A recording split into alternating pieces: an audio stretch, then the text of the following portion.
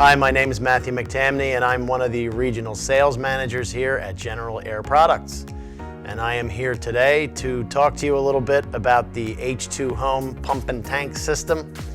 This is a fully integrated NFPA 13D compliant pump and tank system which utilizes a 425-gallon water tank and pumps of various horsepowers depending on the flow and pressure demand needed.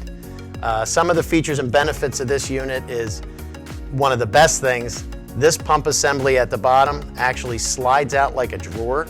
It has 2 bolts to disconnect it from the base and a quick disconnect on the hose, and that makes for easy installation and ongoing easy pump maintenance.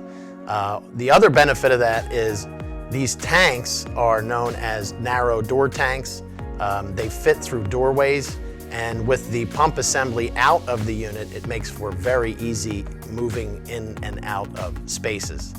So most of the features and benefits of this thing are standard. We have the auto refill and we have discharge piping here.